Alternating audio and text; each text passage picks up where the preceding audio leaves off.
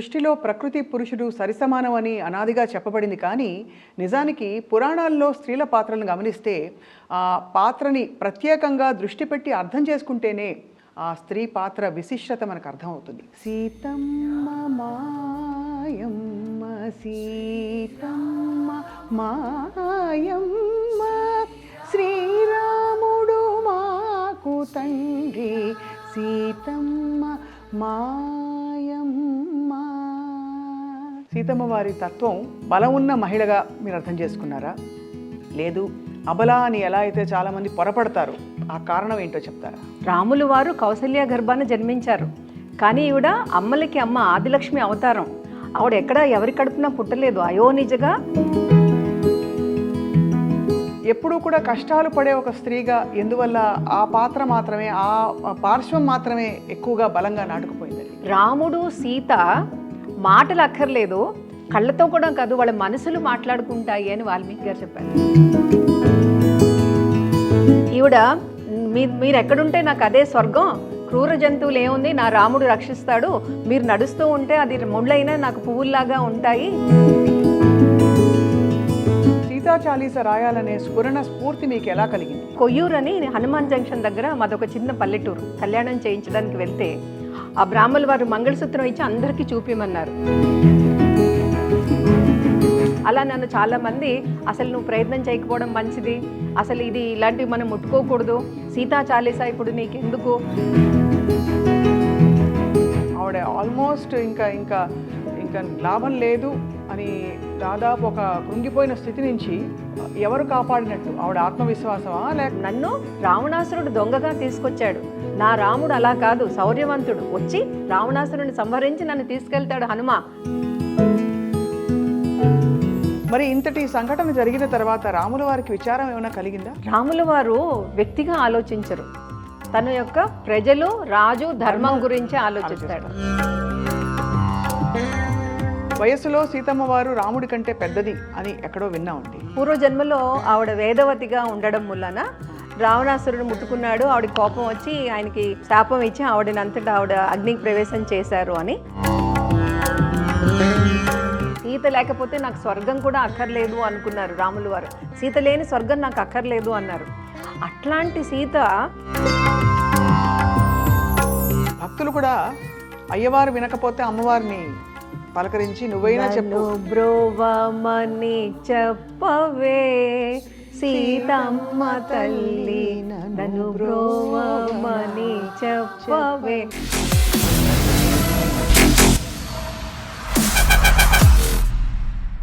అందరికీ వినమ్ర నమస్కారం. సృష్టిలో ప్రకృతి పురుషుడు సరిసమానమని అనాదిగా చెప్పబడింది. కానీ నిజానికి పురాణాల్లో స్త్రీల పాత్రలను గమనిస్తే ఆ పాత్రని ప్రత్యేకంగా దృష్టి పెట్టి అర్థం చేసుకుంటేనే ఆ స్త్రీ పాత్ర విశిష్టత మనకు అర్థమవుతుంది. అలాగే రామాయణంలో ఇప్పుడు రామాయణం ప్రస్తావన ఎందుకు వస్తోంది అంటే, దేశవ్యాప్తంగా అయోధ్య రామాలయ బాలరాముడి విగ్రహ ప్రాణప్రతిష్ఠ జరుగుతున్న సందర్భంలో మనం సీతమ్మ వారిని ఆత్మీయంగా చాలా తన్మయత్వంతో తలుచుకోబోతున్నాం. ఎందుకంటే సీతా చాలీస అనే ఒక అరుదైన ప్రక్రియ, అంటే సీతా చాలీసని రచించి మనందరికీ సీతమ్మ వారి తత్వాన్ని బోధించే విధంగా, అర్థమయ్యే విధంగా మనకు అందించిన గొప్ప రచయిత్రి, మోటివేషనల్ స్పీకర్ ప్రొఫెసర్ జిఎల్కే దుర్గ గారు. ప్రస్తుతం ఆంధ్ర మహిళా సభ వైస్ ప్రెసిడెంట్గా వారి బాధ్యతలు నిర్వర్తిస్తూ స్త్రీలకు మాత్రమే కాదు పురుషులకు కూడా కావాల్సిన అనేక పాఠాలు, అనేక గొప్ప విషయాలని బోధిస్తూ వారి ప్రయాణాన్ని కొనసాగిస్తున్నారు. సీతమ్మ వారిని తలుచుకుంటూ సీతమ్మ మాయమ్మ సీతమ్మ మాయమ్మ శ్రీరాముడు మాకు తండ్రి సీతమ్మ మాయమ్మ. నమస్కారం అండి, సాదర నమస్కారం. నమస్కారం స్వప్న, చాలా సంతోషం చక్కగా పాడావు సీతమ్మ వారి గురించి. సీతమ్మ వారి పాత్ర చాలామందికి తెలిసింది ఆవిడ అబల అని. కానీ లోతుగా పరిశీలించి తర్వాత వస్తున్న ఆధునిక సాహిత్యంలోనే ఆవిడ గొప్పతనం ఏమిటో మనకు అర్థమయ్యే విధంగా చాలామంది గొప్ప రచయితలు రాశారు. మీకు ఎలా అర్థమయ్యారు సీతమ్మ వారు? మొదటగా కూజితం రామ రామేతి మధురం మధురాక్షకం ఆరుహ్య కవితా శాఖం వందే వాల్మీకి కోకిలం. మనకి విశ్వవిఖ్యాతగాంచిన రామాయణాన్ని రచించిన వాల్మీకి మునులకి నమస్కారం తెలుపుకుంటూ ఆ రామాయణాన్ని అందులో సీతారాముల్ని విశిష్ట వ్యక్తులుగా మనందరికీ ఒక ధర్మాత్ముడిగా ధర్మమూర్తిగా ధర్మపదంలో నడిపించేటట్టు ఈ రోజు దాకా మనము అయోధ్యలో ప్రాణప్రతిష్ఠ చేసుకున్న సందర్భంగా నన్ను మీరు ఈ సీతా చాలీసా గురించి అడగడం ధన్యురాల్ని. Thank you. సీతమ్మ వారి తత్వం మీకు అంటే ఒక చాలా బలం ఉన్న మహిళగా మీరు అర్థం చేసుకున్నారా, లేదు అబల అని ఎలా అయితే చాలామంది పొరపడతారు, ఆ కారణం ఏంటో చెప్తారా? సీతమ్మ వారి జన్మ అయోనిజ. రాములు వారు కౌసల్య గర్భాన జన్మించారు. కానీ ఈవిడ అమ్మలకి అమ్మ ఆదిలక్ష్మి అవతారం. ఆవిడ ఎక్కడ ఎవరి కడుపున పుట్టలేదు. అయోనిజగా జనకుడు భూమిని దున్నుతుంటే నాగేటి చాలి కొనకి బంగారు పెట్టె తగిలి ఆవిడ పెట్టె తెరవగానే అందులో ఉన్నారు. అంటే ఆవిడ పుట్టడమే ఒక గొప్ప విశిష్టమైన అయోనిజగా పుట్టారు. అక్కడే ఆవిడ దైవత్వం అనేది మనకు తెలుస్తోంది. ఆ తర్వాత జనకుడు రాజఋషి. ఆయన వేదంగాలు పురాణాలు ఎన్నో ఆవిడికి నేర్పించి అయోధ్యలో మనకి ఆవిడికి వెళ్ళేటప్పటికి సద్యవధువుగా ఆవిడ్ని అనేక రకాలుగా ఆవిడికి పురాణాలు ఇతిహాసాలు అన్నీ నేర్పించి చక్కటి ఆధ్యాత్మిక వాసనలు అన్నీ కూడా ఆవిడకి వచ్చేటట్టుగా ఆయన చేశారు. అటువంటి సీత మనకి విశ్వామిత్రుడు రాముల వారిని అయోధ్య నుంచి యాగరక్షణకి తీసుకెళ్ళి అక్కడి నుంచి మిథిలకు తీసుకెళ్తూ ఒక మాట అంటారు, అద్భుతంచ ధనుర్ రత్నం అంటాడు. అద్భుత ధను వదిలేసి రత్నం అంటే నీకు ఒక అద్భుతమైన రత్నాన్ని చూపిస్తారు అంటారు. ఆ రత్నం ఎవరు అంటే మన సీతమ్మ తల్లి. ఆ సీతమ్మ వారిని ఎంత గొప్పగా ఎన్ని గొప్ప లక్షణాలు సర్వగుణ సంపన్న అనేసి అంటారు. అంటే పెద్దలని ఏ విధంగా తల్లిదండ్రులను ఏ విధంగా గౌరవించాలి, తర్వాత ఒక గురువు శతానందుల వారిని ఎంత గొప్పగా వాళ్ళ వినయ విధేయతలతోటి మలగాలి, అక్క చెల్లెల్ని ఎంత ప్రేమగా చూసుకోవాలి, సరే పెళ్ళయ్యాక భర్తని అత్తమామల్ని ఎంత బాగా మరుదుల్ని చూసుకుంది. ఇవన్నీ కూడా ఒక విశిష్టమైన పాత్రగా మనకి సీతాదేవిని వర్ణించడం జరిగింది వాల్మీకి వారు. చాలా గొప్పగా మొదలు పెట్టాం. అంటే కళ్ళకు కట్టినట్టు అమ్మవారు చాలా ఒక యవ్వన వయసులో మన కళ్ళ ముందు కదలాడుతున్న దృశ్యాలు చూపించారండి. ఎందుకంటే రాముల వారు విల్లు విరవడానికి వెళ్ళిన సందర్భం అది. సీతమ్మ వారిని ఎప్పుడూ కూడా కష్టాలు పడే ఒక స్త్రీగా ఎందువల్ల ఆ పాత్ర మాత్రమే ఆ పార్శ్వం మాత్రమే ఎక్కువగా బలంగా నాటుకుపోయిందండి? అంటే అక్కడ ఆవిడ రాముల వారు కానీ సీతాదేవి కానీ కారణ జన్ములు, అంటే ఒక అవతారం కింద వాళ్ళు రావడం మూలన ముఖ్యంగా మనము కథ ఇతివృత్తాంతం చూస్తే కనుక రామాయణం రాముడి యొక్క యానం నడక అని చెప్తాం. సీతాయ మహచ్చరిత్రం అంటాం. అక్కడ సీతమ్మ వారి యొక్క గొప్పతనం ఒకటి, పౌలస్ర వధ రావణాసురుడు. అంటే రాముడు ఏ విధంగా నడయాడాడు, నడత ఎలా ఉంది అనేది ఒకటైతే, సీతమ్మ వారి గొప్పతనం రెండోదైతే రామాయణంలో రావణాసురుడు వధ. అందుకని ఈ పాత్రలు మనం గుర్తుపెట్టుకుంటే ఈవిడ అవశిష్టం ఏంటి అంటే రాముల వారికి అనుసరించడం. ఆ అనుసరించడంలో ఈవిడ ఎప్పుడైతే ఇక్కడ ధనుర్భంగం చేశాక రాములు వారు మనకి పద్యాలు కూడా ఉన్నాయి. అదేంటి, పెళ్ళుమనే విల్లు, గల్లుమనే గంటలు, గుబిళ్ళుమనే రాజుల గుండెలు, జల్లుమనే జానకి వదనం అంటారు. అంటే అక్కడ చిన్న చిన్న విషయాల దగ్గర నుంచి మనం చూసుకుంటే ఆవిడ ఎంత అందంగా ఉంది, అపురూప సౌందర్యవతి అని చెప్తారు. ఆవిడని చూస్తుంటే కన్నులు తిప్పుకోనేంత సౌందర్యం అంటారు. అటువంటి సౌందర్యవతి అయినా రాముడు విల్లు విరిచాక ఆవిడ వివాహం చేసుకోమని ఎప్పుడైతే జనకుడు అడుగుతాడో, రాముడు ధనుర్భంగం చేయమంటే మా గురువుగారు చేశాను, కానీ కళ్యాణం అంటే మా నాన్నగారు అనుమతి కావాలి అని అంటాడు. దానికి ఈవిడేమీ ఫీల్ అవ్వలేదు సీతమ్మ వారు.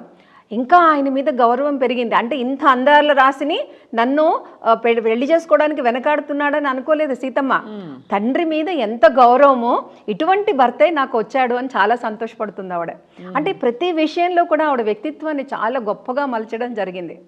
అలాగే ఆవిడ అయోధ్యకి వెళ్ళాక ఏదైతే మిథిలా నగరంలో జనకుడు ఆవిడకి రాజఋషిగా చేసిన ఆధ్యాత్మిక విషయాలు అవి ఉన్నాయో, అయోధ్యలో పరిచారకులకి, ప్రజలకి, తను కలిసిన వాళ్ళకి అందరికీ కూడా ఆవిడ ఆధ్యాత్మిక పరిమళాలు పంచింది.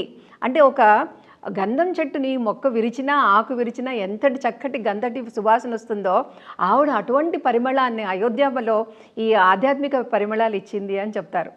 తర్వాత రాములు వారు పొద్దున్న నీకు పట్టాభిషేకం అని దశరథుడు చెప్పాక కౌసల్యాదేవిని కలిసి వస్తాడు. సీతాదేవి ఉవ్విళ్ళూరుతూ నేను ఇక పట్టమనిషిని అవుతాను, రాముల వారికి కళ్యాణం అని ఎన్నో రకాలుగా తయారీలు చేసుకుంటూ ఆవిడ చాలా హడావుడిగా సంతోషంగా ఉంటే రాముని చూడగానే ఆవిడ ఏదో జరిగింది అని, అది మాట లేదు, ఆ చూపులోనే ఆవిడ గ్రహించుకోగలిగింది. అంటే రాముడు సీత మాటలు అక్కర్లేదు, కళ్ళతో కూడా కాదు, వాళ్ళ మనసులు మాట్లాడుకుంటాయి అని వాల్మీకి గారు చెప్పారు. అంతటి గొప్ప ఆదర్శ దాంపత్యం. ఆవిడ మళ్ళీ ఒక్క మాట అనలేదు, ఎందుకు మీరు ఇలా కలవరపడుతున్నారని ఒక మాటే అంది. ఎప్పుడైతే ఆయన నేను ఇలా కైకేయి మాత అరణ్యానికి వెళ్ళమంది, వనవాసానికి వెళ్ళమంది అనగానే ఈవిడ నేను వస్తానంటుంది. ఆయన వద్దంటారు. సరే నువ్వు సుకుమారివి రాలేవు, అక్కడ అరణ్యంలో జంతువులు అవి ఉంటాయి, క్రూర జంతువులు అన్నీ చెప్తే ఈవిడ మీరు ఎక్కడుంటే నాకు అదే స్వర్గం, క్రూర జంతువులు ఏముంది, నా రాముడు రక్షిస్తాడు, మీరు నడుస్తూ ఉంటే అది ముళ్ళైనా నాకు పువ్వుల్లాగా ఉంటాయి అని చాలా నచ్చ చెప్తే రాముడు వినడు. తర్వాత ఈవిడ అంటుంది, మీరు మీ వెనకాలే నేను ఉండాలి ధర్మపత్నిగా, మా నాన్న స్త్రీ వేషంలో ఉన్న పురుషుడికి ఇచ్చి పెళ్లి చేశాడా ఏంటి అని అంటుంది. అంటే గట్టిగా ప్రశ్నించింది. అప్పుడు ఇంకా శ్రీరాముడు తప్పదు అనేసి, సరే నువ్వు కూడా బట్టలు చదువుకో అన్నట్టుగా, సరే నువ్వు కూడా వద్దువుగానే అని అక్కడి నుంచి కౌసల్య దగ్గరికి వెళ్తుంది. కౌసల్యాదేవికి నేను కూడా అరణ్యానికి వెళ్తే, అమ్మ రాజకుమారివి సుకుమారివి అంతఃపురంలో ఉండాలి, నువ్వు అలా ఎలా వెళ్ళగలుగుతావు అమ్మ, అక్కడ ఎన్నో కష్టాలు ఉంటాయంటే, ఒక వివాహిత పతివ్రత శిరోమణి లక్షణాలు మీకు నేను చెప్పాలా అమ్మా, భర్త ఎక్కడుంటే నేను అక్కడే కదా, అది అడవైనా కానీ అంతఃపురమైనా కానివ్వండి, నాకు ఆనతి ఇవ్వండి అని ఓర్పుగా కౌసల్యని నేర్పుగా రాములు వారిని ఒప్పించి రాములు వారి వెనకాల అరణ్యానికి వెళ్ళడంలో ఆవిడ యొక్క మా సమయస్ఫూర్తనండి, మాటల చతురత అనండి చక్కగా మనము చూస్తాము. చాలా గొప్పగా వివరించారు మేడం.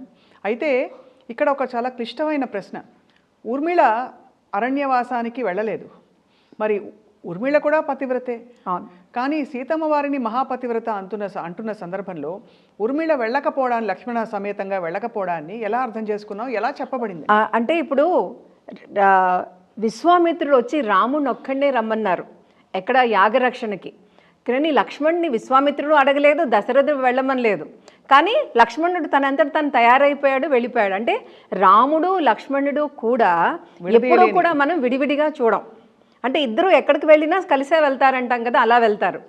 ఆ తర్వాత ఇక్కడ వనవాసానికి వెళ్ళినప్పుడు కూడా నువ్వు వస్తావా రానా అని ప్రయత్నం ఏమీ లేదు. లక్ష్మణుడు ఆటోమేటిక్గా అంటే అన్న వెనకాలే నేను అని తనంతట తానుగా వెళ్ళిపోతాడు.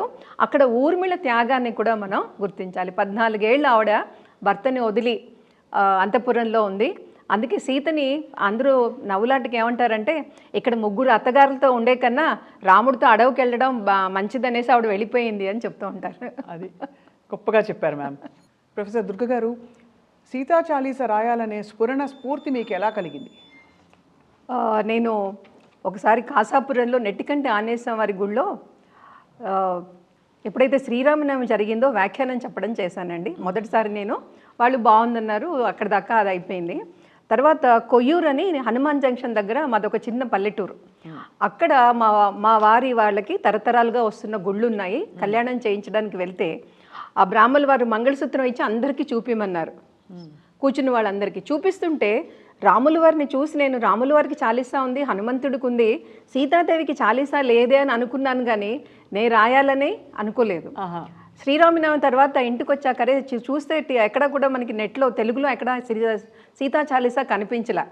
సరే అని చెప్పి నేను మన వాల్మీకి రామాయణం, తులసీదాస్ రామాయణం, రంగనాథ రామాయణం, పుట్టపర్తి పద్మిని గారి సీత మీద ఆవిడ థీసిస్ రాశారు.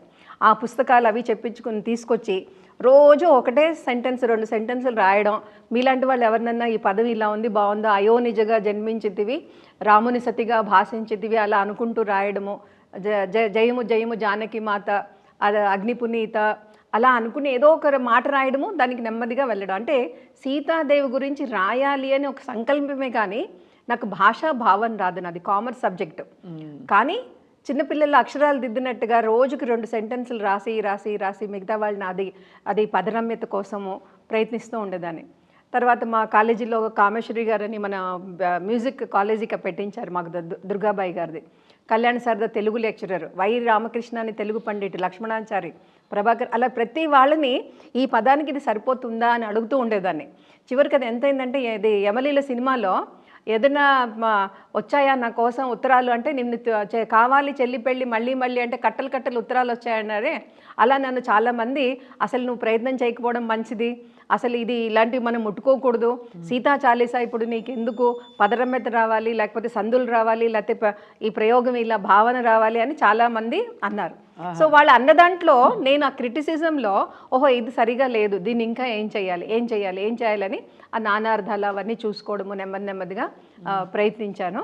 అంటే ఎప్పుడు మానేయాలని ఎందుకు అనుకోలేదు, ఇది ఇలా చేయకూడదు అనమాట, ఇంకోలాగా దీన్ని రాయాలి అని ముందుకు వెళ్ళడానికి 4 సెంటెన్స్ ఇది బాగుంది అనగానే ఓహో 4 రాశాను బాగుందన్నారు కదా, ఇంకో 5వది ప్రయత్నించడం, అలా రోజు 2 గంటలు దాదాపు ఒక 6 నెలలు ప్రయత్నించానండి.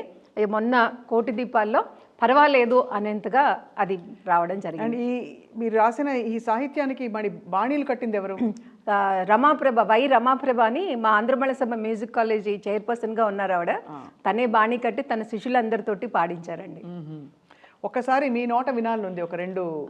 జయము జయము శ్రీ జానకి మాత, అవని జాత అగ్ని పునీత, జయము జయము శ్రీ జానకి మాత, అయోనిజవుగా అవతరించితివి, రాముని సతిగా భాసించితివి, ఆదిలక్ష్మి అవతారము నీవు, అఖిల జగాలకు అమ్మవు నీవు. ఇది వచనంలాగా చెప్తానండి. జనక మహీపతి జన్మము సేయగా, పుడమిని దున్నగా పుట్టిన దానవు, ఆటపాటల హరిచాపమును మంజూషముతో మలపిన బాలవు. అంటే 500 మంది 300 మంది తోసిన కథలని శివధను ఉంచిన మంజూషము పెట్టిని ఈవిడ ఆడుతూ బంతి కోసం అవలీలగా తీసింది, జరిపింది అని చెప్తారనమాట. అంత శక్తిమంతురాలండి. శక్తిమంతురాలు, బాలశక్తి అనమాట ఆవిడ. అది చూసి జనక మహారాజు ఈవిడ సాధారణ స్త్రీ కాదు, సాధారణ కన్య కాదు అని అర్థమయ్యి ఆవిడ్ని వీరశుల్కగా ప్రకటిస్తారు. వీరశుల్కగా ప్రకటించే నిన్ను జనకుడు అని అన్నాను. అప్పుడు వీరశుల్క అంటే ఈ ధనువు ఎవరు ఎత్తగలుగుతారో, అంటే ఇంతటి మహాలక్ష్మికి అంతకన్నా గొప్ప వరుడు రావాలి అని చూస్తే చివరికి రావణాసురుడు మిగిలిన రాక్షసులందరూ కూడా అప్సర కిన్నెర్లు అందరూ వస్తూ ఉంటారని చెప్పారు. కానీ చివరికి రాముల వారు రావడం అనేది జరగడము, రాముల వారు శివధనువు ఎత్తడము, ధను భంగం చేశాక సీతాదేవిని ఆయన చేపట్టడం అనేది మన త్యాగరాజు వారు చెప్పారు కదండి, జానకిని చేపట్టి నువ్వు మహారాజు వైతివి, నా జానకిని చేపట్టి మహారాజు వైతివి అంటారు ఆయన. మా జానకి చేతపట్టగా మహారాజు వైతివి అని. అలాగా ఈ సీతాదేవి యొక్క అడుగడుగున ఆవిడ యొక్క గుణగణాలు చూస్తే కనుక, ఆవిడ వనవాసానికి వెళ్తూ దండకారణ్యంలో రాముడు అంటాడు, అందరూ మునులు రాక్షసులందరినీ చంపండి అంటే ఈవిడంటుంది, ఈ అకాల వైరం ఎందుకు మనకి ఈ రాక్షసులతోటి, ఇప్పుడు మనకేమన్నా వాళ్ళు హాని చేశారా, లేదు కదా, మరి మీరు ఎందుకు వాళ్ళతో యుద్ధం చేస్తారో అని వాదిస్తుంది ఆవిడ. అలాగే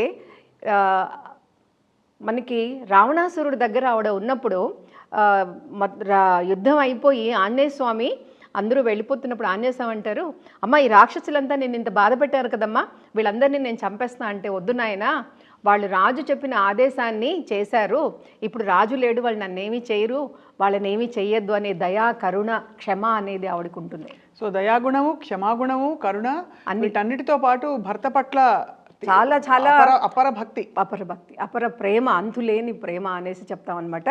అంటే నా రాముడు ఏది చేస్తే అది ధర్మం, ఆయన అనుసరించడమే నా ధర్మం అని, అది సింపుల్ ఫిలాసఫీ ఆవిడకంతే. సీతమ్మ వారి పాత్ర అంటే ఆధునిక యుగానికి, ఈ కలియుగానికి ఏం బోధిస్తోందండి? ఎటువంటి గుణగణాలని అలవర్చుకోవాలని బోధిస్తుంది? అంటే ముందు మనకి సహనం ఉండాలి అని చెప్తుందండి. అంటే ఇప్పుడు ఇలా జరిగింది అంటే ఏదో ఒక రీజన్కి ఒక ఆంతర్యం ఉంటుంటుంది, ఒక కారణం ఉంటుంది, కాబట్టి మనము దాన్ని తెలుసుకోవాలి కానీ తొందరపడకూడదు అనేసి ఒక రీజన్ కనుక మనం ఆలోచిస్తే అంటే ప్రస్తుత పరిస్థితిలో కొన్ని విషయాలు మనకి చక్కదిద్దుకోవడానికి అవకాశం ఉంటుంది. అంటే భర్తని అపరిమితంగా ప్రేమించారు ఆవిడ. అది రాజధర్మము, నా ధర్మము, భార్య ధర్మము అని ఎప్పుడైతే జనకుడు సీతని రాముల వారికి పెళ్ళయ్యాక చేతిలో చేయి పెట్టి పాణిగ్రహణం చేస్తుంటే జనకుడు ఏమంటారంటే, ఇయం సీత మమ సుత. ఇయం సీత అంటే ఈవిడ సీత. సీత అంటే ఎవరనుకుంటున్నావు? మమసుత. ఈవిడ అయోనిజ, అంతటి గొప్ప వ్యక్తి, మామూలు ఆడపిల్ల కాదు అని ఇయం సీత. మమసుత, జనకుడి పుత్రిక. అంటే నా దగ్గర ఎన్ని రకాలుగా ఆవిడ నేర్చుకుని ఒక గొప్ప విశిష్టరాలు అని ఇండైరెక్ట్గా ఇయం మమసుత. సహధర్మచారిణి అంటే నీ వెనకాల చంద్రుడి వెనకాల రోహిణిలాగా ఇప్పటి నుంచి నిన్ను అనుసరించి ఉంటుంది అని ఆ ఇయం సీత మమసుత అనే విషయంలోనే అనేక విషయాలు మనకి బోధించేటట్టుగా తెలిసేటట్టుగా చెప్తారు. ఈవిడ అడవిలోకి వెళ్తూ ఉంటే అక్కడ అత్రి ముని ఆశ్రమానికి వెళ్తారు.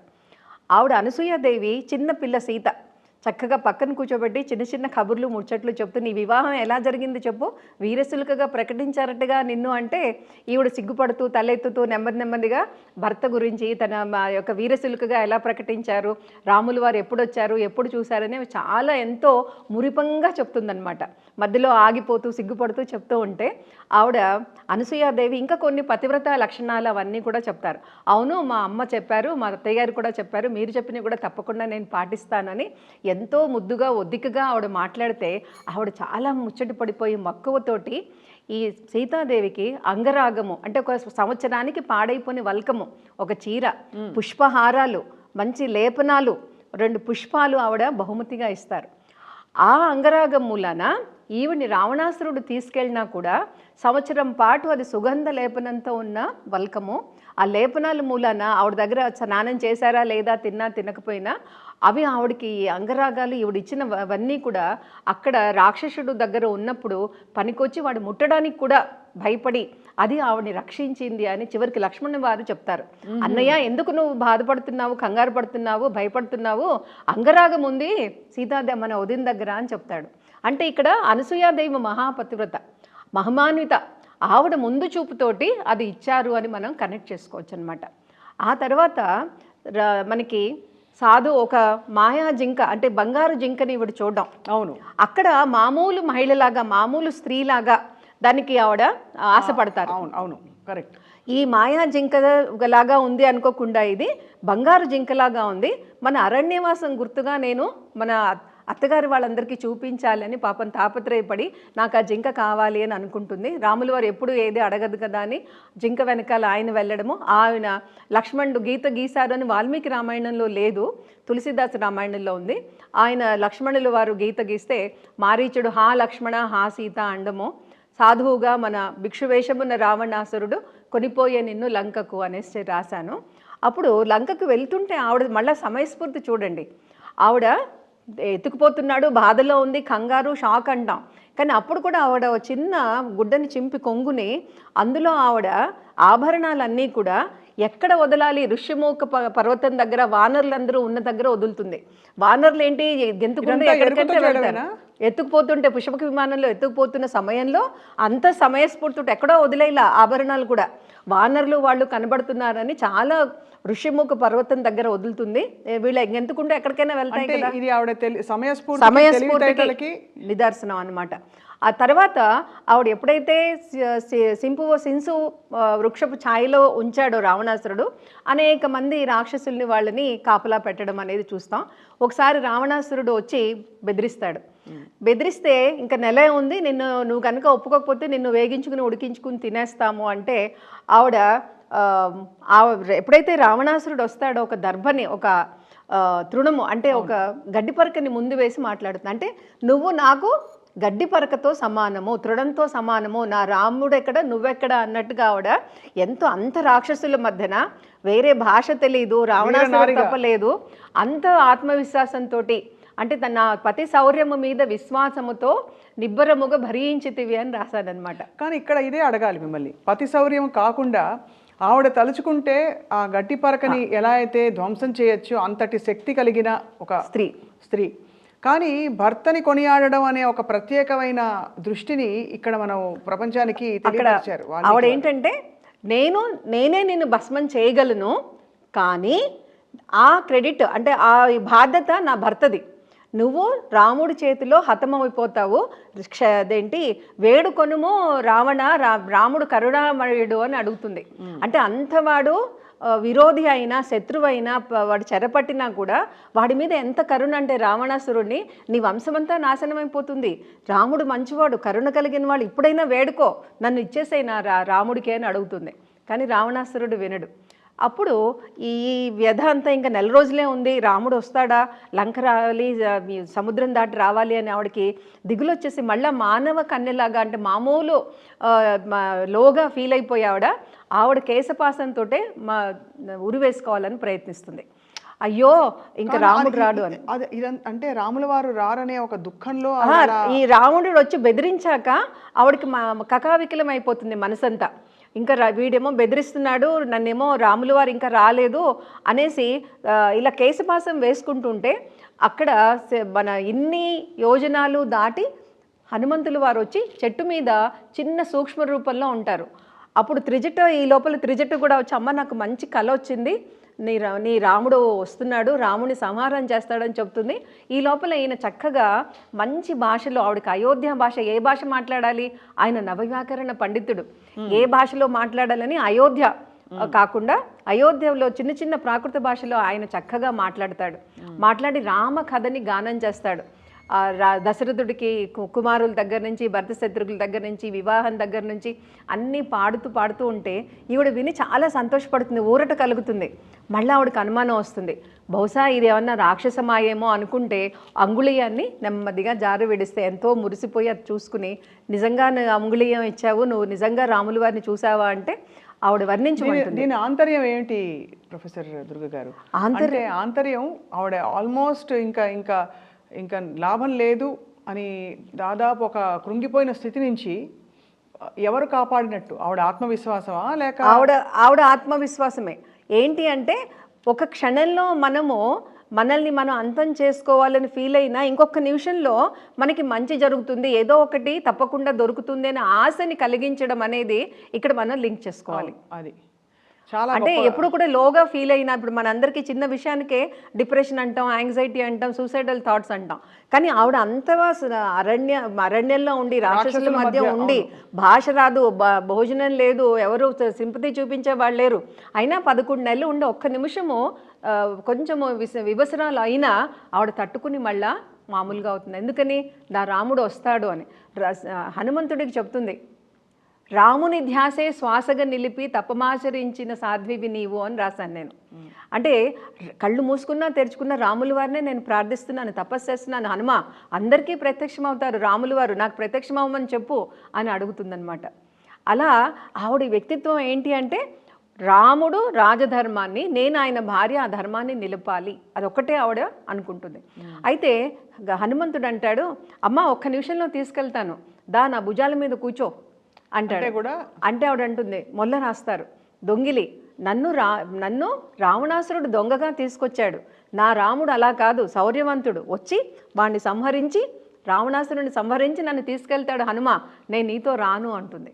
అంటే ఆవిడకి అవకాశం ఉన్నా కూడా తీసుకెళ్ళగలిగిన ఆవిడ ధర్మాన్ని నిర్వర్తించడానికి ఒప్పుకుంటుంది, కానీ ఆయనతో వెళ్ళడానికి ఒప్పుకోదు. సో ఇవన్నీ కూడా చిన్న విషయాలుగా కనిపిస్తాయి, కానీ ఆవిడ యొక్క ఆత్మవిశ్వాసాన్ని కానివ్వండి, ఆ మనోనిబ్బరాన్ని కానివ్వండి, మనం చూస్తే ఆవిడ ఎంతటి గొప్ప వ్యక్తిత్వము అనేసి మనకి అనిపిస్తుంది. గొప్పగా ఉంది దుర్గ గారు. అయితే రాముడు అగ్నిపునీత అని రాశారు మీరు. అగ్నిలో నడవడానికి ఒప్పుకోవడం అనేది కూడా నేటి కాలమాన పరిస్థితుల్లో అదొక అబల. అంటే ఇవాళ తిరగబడు భర్త అనుమానిస్తే దాన్ని స్వీకరించకు అనుమానం కూడా ఒక విధమైన అబ్యూజ్ అని చెప్తున్నాం. కానీ ఆ స్థితిలో కూడా భర్తని పూర్తిగా భర్తపై నమ్మకం పెట్టి అగ్నిపునీతగా బయటికి రావడం అనే విషయం ఏ విధంగా ఇవాళ రోజుల్లో మనం అర్థం చేసుకోవాలి? అంటే మనకి నిజానికి రామాయణము అనేక వేల సంవత్సరాల క్రితం జరిగింది. ఆ కాలమాన పరిస్థితుల్ని బట్టి మనం ఆలోచిస్తే ఆవిడ చేసిన రాముడు యుద్ధం జరిగి రావణాసురుడు సంహరించాక విభీషణుని తీసుకొస్తాడు.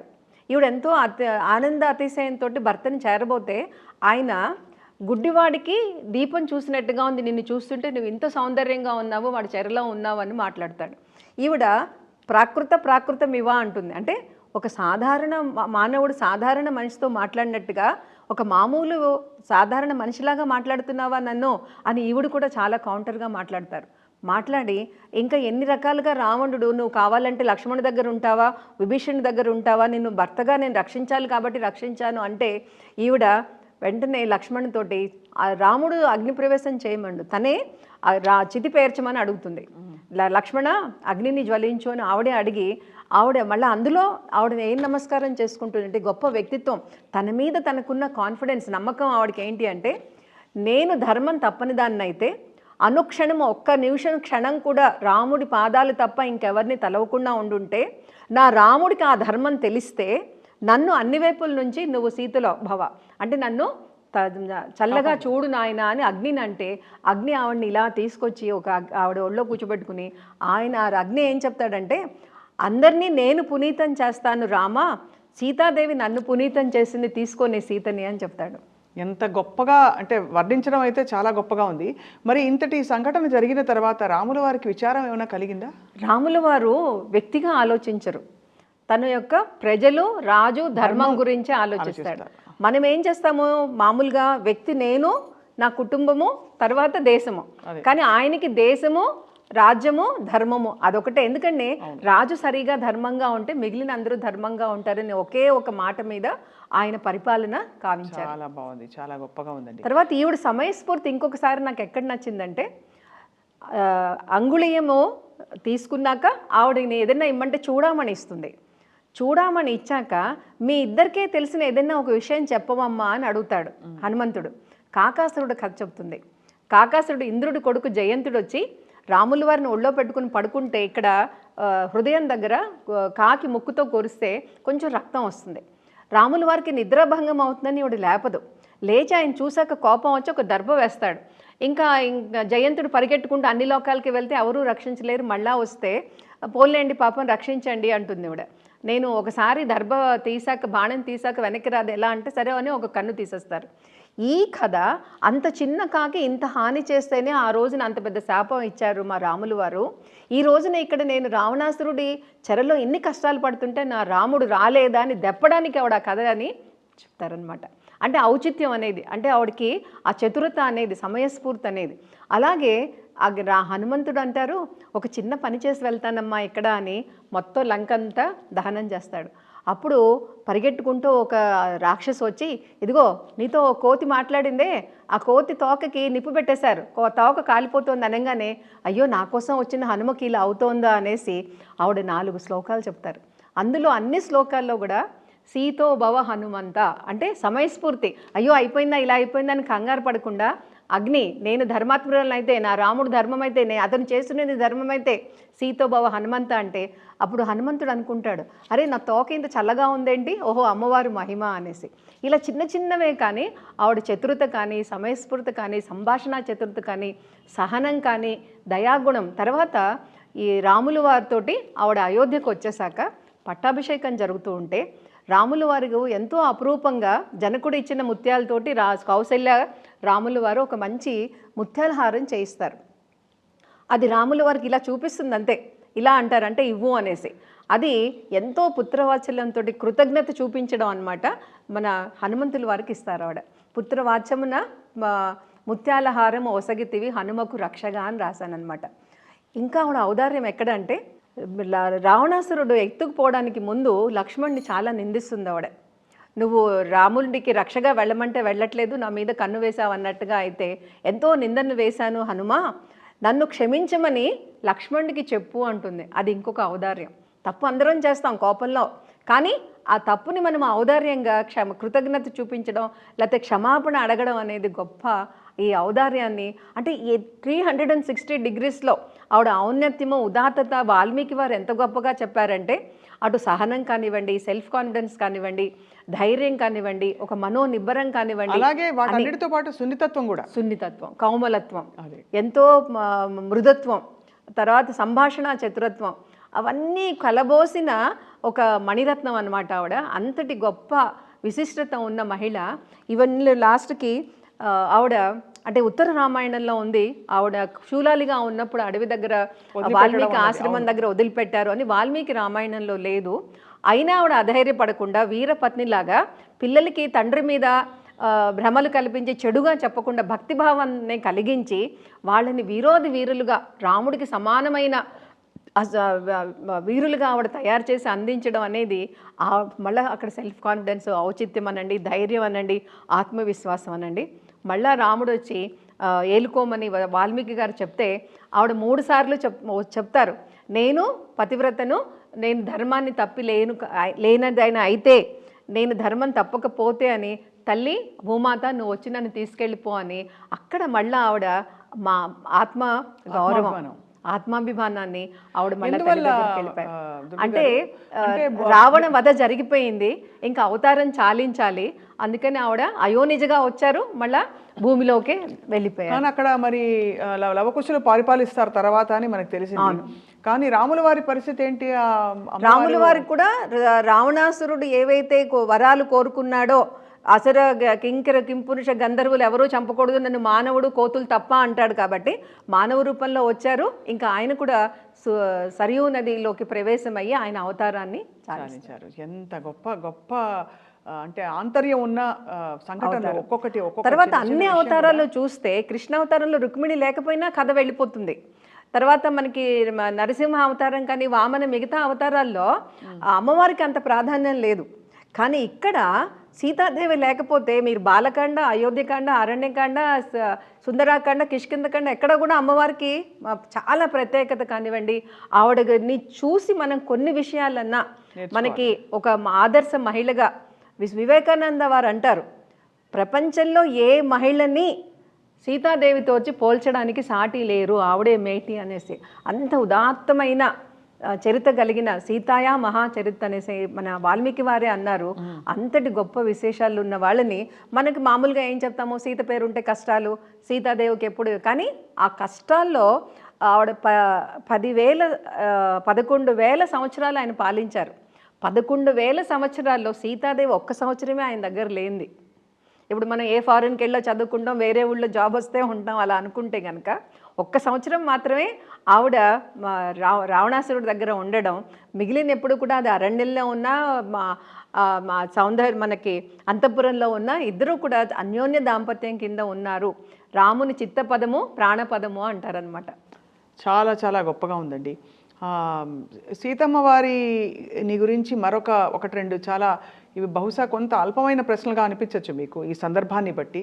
వయసులో సీతమ్మ వారు రాముడి కంటే పెద్దది అని ఎక్కడో విన్నామండి. అదేంటంటే పూర్వజన్మలో ఆవిడ వేదవతిగా ఉండడం వలన రావణాసురుడు ముట్టుకున్నాడు, ఆవిడ కోపం వచ్చి ఆయనకి శాపం ఇచ్చి ఆవిడనంతటా ఆవిడ అగ్నికి ప్రవేశం చేశారు అని.